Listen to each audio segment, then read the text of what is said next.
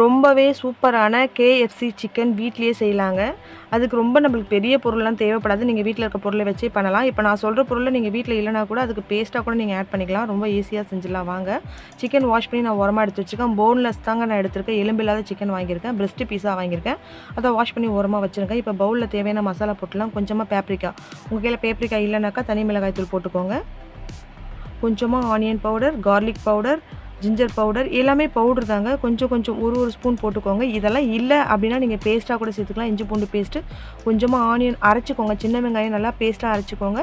அதையும் போட்டுக்கோங்க. இப்போ தேவையான அளவுக்கு இங்க பாருங்க இது எல்லாமே பவுடரா தான் நான் ஆட் பண்ணியிருக்கேன். இல்லாதவங்க நீங்க பேஸ்ட்டா ஆட் பண்ணிக்கலாம். ஒண்ணும் தப்பே இல்ல. டேஸ்ட் வைஸ் பார்த்தீங்கன்னா சேம் அதே மாதிரி தான் இருக்கும். இப்போ பார்த்தீங்கன்னா மிக்ஸ்டு ஹெர்ப்ஸ் போட்டிருக்கேன். இதுக்கு பதில் நீங்க கருவேப்பிலைய கூட நீங்க பொடி இருந்தா போட்டுக்கோங்க. ஒண்ணும் தப்பு கிடையாது. நல்லா தாங்க இருக்கும். வாசனையாவும் இருக்கும். இப்போ பார்த்தீங்கன்னா எல்லாமே நான் போட்டிருக்கேன். கொஞ்சமா நான் ஆட் பண்ணிட்டுருக்கேன்.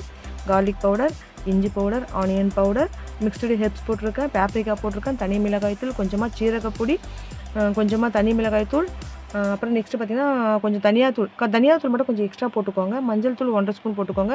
தனி மிளகாய் தூள் கூட பார்த்தீங்கன்னா ஒரு 2 ஸ்பூன் அளவுக்கு போட்டுக்கோங்க. ஏன்னா இது நம்ம வந்து ஊற வைக்கிறதுக்காக தான் இந்த பேஸ்ட் ரெடி பண்ணுறோம். நம்ம மொத்தமாக பார்த்தீங்கன்னா மாவில் தான் டிப் பண்ணி பொரிக்க போகிறோம். அதனால் காரம் ரொம்ப இருக்காது நம்மளுக்கு.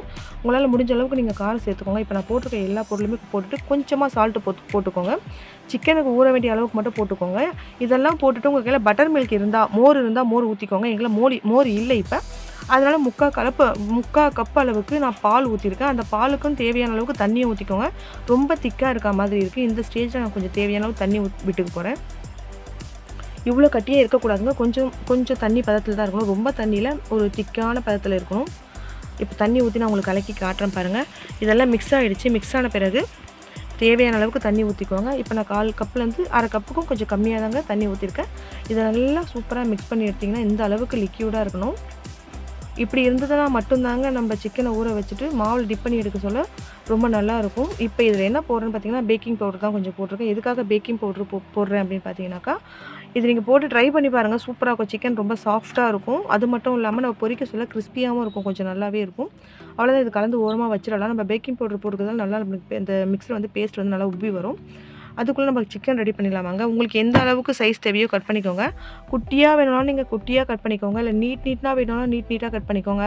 இல்லை எனக்கு மெலிசாக வேணும், பர்கர்லலாம் வச்சு சாப்பிடுவாங்க இல்லைங்களா, அந்த மாதிரி வேணாலும் கட் பண்ணிக்கோங்க. நான் வந்து எல்லா ஷேப்லேயும் கட் பண்ண போகிறேன். எப்படி வேணுமோ அப்படி சாப்பிட்டுக்கிட்டோம் பசங்க. அதுக்காக கொஞ்சம் மெலிசாக ஒரு 4-5 பீஸும், அப்புறம் நீட்டு வாக்கில் ஒரு 4-5 பீஸ், அதாவது எப்படிலாம் வேணுமோ கட் பண்ணி எடுத்துக்க போகிறேன். அதுக்கு முன்னாடி நல்லா வாஷ் பண்ணி சுத்தமாக வாஷ் பண்ணிவிட்டு மேலே வந்து ஒரு ரப்பர் மாதிரி ஒரு ஸ்கின் இருக்கும். அதெல்லாம் எடுத்துகிட்டு வெறும் அந்த பிரெஸ்ட்டு மட்டும் எடுத்து பண்ணிங்கன்னா சூப்பராக இருக்கும். அவ்வளோதாங்க. இதை கட் பண்ணி எடுத்துகிட்டு இந்த கட் பண்ண பீஸெல்லாம் எடுத்து நம்ம ரெடி பண்ணி வச்சுருக்க பேஸ்ட்டில் ஊற வச்சிடலாம். இங்கே பாருங்கள், ஒரு எலும்பு கூட இல்லாமல் நான் கட் பண்ணி அழகாக நீட்டு சின்னதாக அந்த மாதிரி தான் கட் பண்ணியிருக்கேன். இங்கே பாருங்கள், நான் பேக்கிங் பவுடர் போட்டதுனால இந்த பேஸ்ட் நல்லா கொஞ்சம் உப்பி வந்த மாதிரி உங்களுக்கு தெரியும். இப்போ இந்த சிக்கனெல்லாம் அந்த பேஸ்ட்டில் போட்டு ஊற வச்சிடலாம். நம்ம இதை மொத்தமாக மிக்ஸ் பண்ணி ஃப்ரிட்ஜில் ஒரு 1/2 ஹவர்லேருந்து 1 ஹவர் ஊற வைங்க. அப்போ தான் கண்டிப்பாக இதில் உப்பு காரம் ஊறி இருக்கும். நீங்கள் உடனே செஞ்சிட்டிங்கன்னா கண்டிப்பாக உப்பு காரம் ஊறவே ஊறாது. சிக்கனில் ப்ளைனாக இருக்கும், சாப்பிட முடியாது நம்மளால். இது ஒரு 1/2 ஹவர் ஃப்ரிட்ஜில் அப்படியே வச்சிடலாம். தட்டு போட்டு மூடி.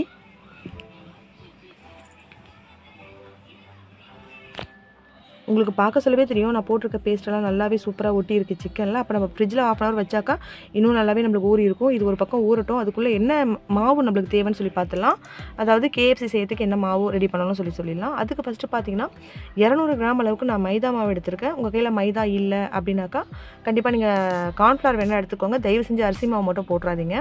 வெறும் தனி மிளகாய் தூள் பார்த்தீங்கன்னா 1/2 ஸ்பூன் அளவுக்கு நான் போட்டிருக்கேன். மைதா மாவு 200 கிராம், 1/2 ஸ்பூன் அளவுக்கு தனியாக மிளகாய் தூள், ஆனியன் பவுடர் கொஞ்சம் போட்டிருக்கேன். உங்கள் கையில் ஆனியன் பவுடர் இல்லைன்னா கவலைப்பட தேவையில்லைங்க. நீங்கள் இதெல்லாம் ஸ்கிப் பண்ணிடலாம். ஆல்ரெடி நீங்கள் பேஸ்ட் வந்து சிக்கனில் ஊற வைக்கிறதால உங்களுக்கு இதெல்லாம் தேவைப்படாது. ஆனியன் பவுடர், பூண்டு பவுடர் இதெல்லாம் போட்டிங்கன்னா உங்களுக்கு அப்படியே கடையில் வாங்குற மாதிரியே இருக்கும். அதுக்காக தான் மிக்ஸ்டு ஹெர்ப்ஸ் கொஞ்சம் போட்டிருக்கேன். பேப்ரிக்கா கொஞ்சம் போடுறேன். இதில் வந்து இஞ்சி பொடி நான் கண்டிப்பாக போடலைங்க. நான் ஊற வைக்கிறதுக்கு தான் இஞ்சி பொடி போட்டிருக்கேன். பேப்ரிக்கா கூட கொஞ்சம் காரம் நல்லா இருக்கும். அதனால தான் கொஞ்சம் வாசனையாக வேறு இருக்கும் அந்த மிளகாய் வாசனை. அதனால தான் இதுக்கு கொஞ்சம் தேவையான அளவுக்கு உப்பு போட்டு நம்ம மிக்ஸ் பண்ணி ஒரு ஓரமாக வச்சிடலாம். தனியாத்தூள், சீரகப்பொடிலாம் கூட இது போடணும். ஆனால் உங்களுக்கு பிடிக்கும்னா போட்டுக்கோங்க. வேணாலும் நீங்கள் ஸ்கிப் பண்ணிடலாம். நான் வந்து இது போட மாட்டாங்க. நான் வந்து எங்கள் பசங்களுக்கு பிடிக்கும். அதனால் சீரகப்பொடி கொஞ்சம், தனியா பொடி கொஞ்சம் போட்டிருக்கேன்.